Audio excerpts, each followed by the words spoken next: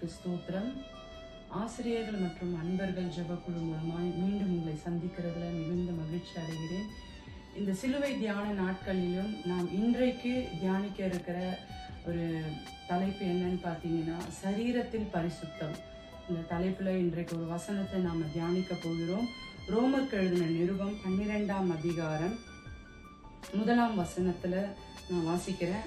அப்படி இருக்க சகோதரரே, நீங்கள் உங்கள் சரீரங்களை பரிசுத்தமும் தேவனுக்கு பிரியமுமான ஜீவ பலியாக ஒப்பு கொடுக்க வேண்டும் என்று தேவனுடைய இரக்கங்களை முன்னிட்டு உங்களை வேண்டிக் கொள்ளுகிறேன். இதுவே நீங்கள் செய்யத்தக்க புத்தியுள்ள ஆராதனை.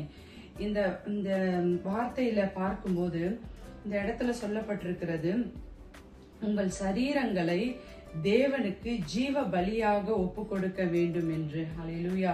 உங்கள் சரீரங்களை பரிசுத்தமும் தேவனுக்கு பிரியமுமான ஜீவ பலியாக நம்முடைய சரீரங்களை ஒப்பு கொடுக்கணுமா. ஒவ்வொரு நாளும் நாம ஜெபிக்கும் போது கர்த்தருடைய சமூகத்துல நம்முடைய சரீரங்கள், நம்முடைய சரீர அவயங்களை தேவ சமூகத்துல ஜீவ பலியாக ஒப்பு கொடுக்க வேண்டும்.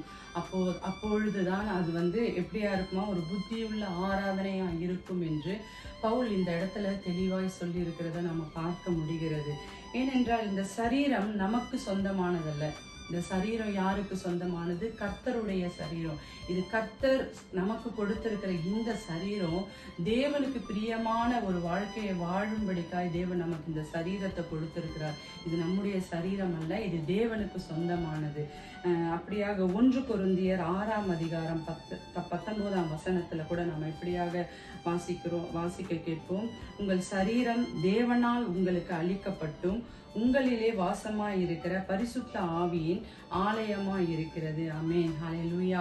நான் முன்னமே சொன்னது போல இந்த சரீரம் தேவனுக்கு சொந்தமானது. கர்த்தர் நம்முடைய சரீரத்துல அவர் வாசம் பண்ணி கொண்டிருக்கிறார்.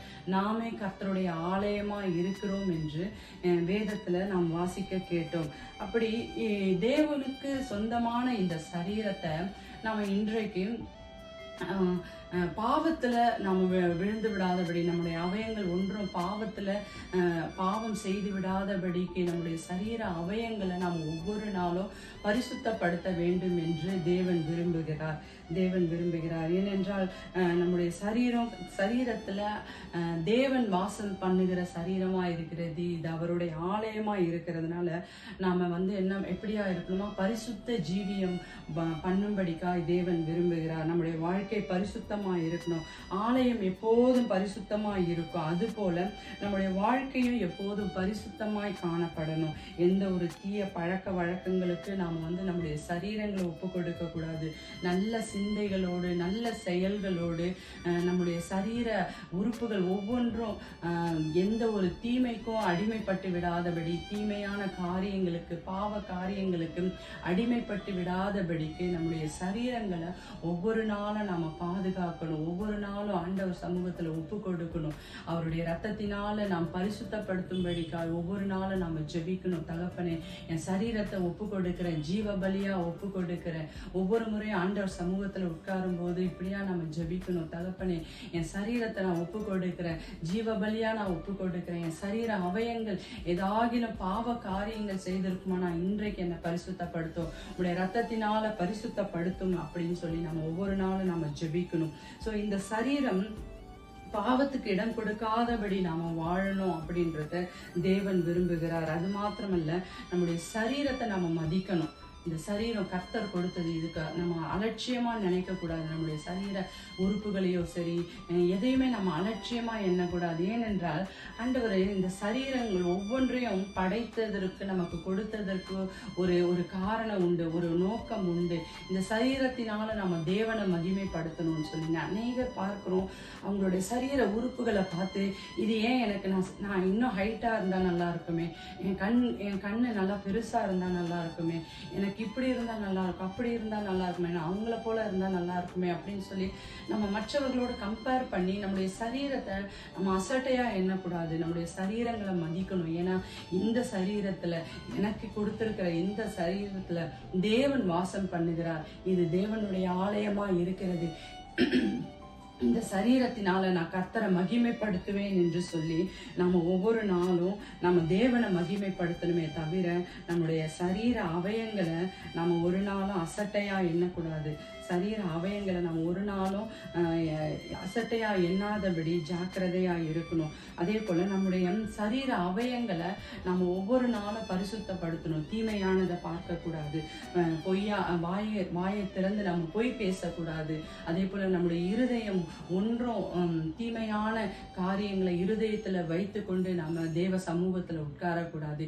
இப்படி ஒவ்வொரு அவயங்களையும் நாம கவனமாய் ஆண்டவருக்காக, ஐயோ இந்த தீமையை செய்தா இது கர்த்தருக்கு பிடிக்காது, இது பிரியமில்லாதது அப்படின்னு சொல்லி நம்ம ஒவ்வொரு நாளும் ஆண்டவர் இடத்துல ஒப்பு கொடுத்து நாம ஜெபிக்கிறவர்களாய் நாம காணப்படணும். பழைய ஏற்பாட்டு புதிய ஏற்பாட்டுல கூட ஆண்டவராகி இயேசு கிறிஸ்து சொல்லியிருப்பாரு, உன்னுடைய சரீர அவயம் ஒன்று உனக்கு இடரலா இருந்ததுன்னா அதை பிடுங்கி எறிந்து போடு. அதோட நீ நரகத்துல போவதை பார்க்கலாம், தள்ளப்படுவதை பார்க்கலாம், அதை வெட்டி எரிந்து நீ பரலோகத்துக்கு வரக்கூடிய காரியங்களை பாரு அப்படின்னு சொல்லியிருப்பாரு. இன்றைக்கு நம்முடைய அவயங்களை நம்ம வெட்டி எரிந்து விட முடியாது. ஏனென்றால் இன்றைக்கு நாம் அப்படி செய்ய முடியாது. அதற்கு பதிலாக ஒவ்வொரு நாளும் கர்த்தருடைய சமூகத்துல நம்ம உட்கார்ந்து ஜெபிக்கும் போது, ஆண்டவரே என் கைகள் பாவம் செஞ்சிச்சு, ஆண்டவரே என்னை மன்னிங்க. என் கால்கள் ஆண்டவரே உமக்கு பிரியமில்லாத வழியில போச்சு, என்னை மன்னிங்க. என் வாய் தவறான வார்த்தைகளை பேசுச்சு, பொய்ய பேசுச்சு, என்னை மன்னிங்க.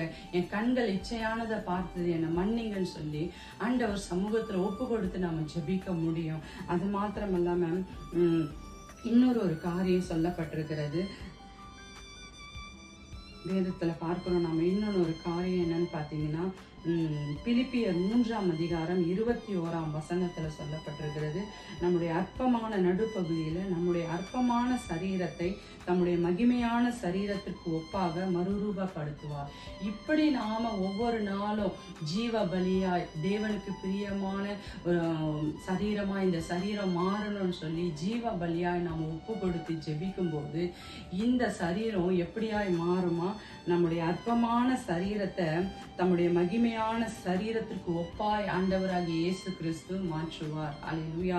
மறுரூபமாக்குவார். அவர் வருகையில தேவன் நம்மை மறுரூபமாக்கும்படிக்காய் இந்த சரீரத்தை ஜீவ பலியாய் நாம் ஒவ்வொரு நாளும் ஒப்பு கொடுத்து நாம ஜெபிக்கிறவர்களாய் இருக்கணும். ஆமென். அல்லேலூயா. பாருங்க, இந்த அற்பமான சரீரத்தை அவருடைய மகிமையான சரீரத்திற்கு ஒப்பா மறுரூபமாக்குவார்னா, அவர் ஊழியம் செய்த நாட்கள், அவர் இந்த பூமிக்கு வந்த அந்த நாட்கள் காணப்பட்ட அவருடைய சரீரம் போல அல்ல.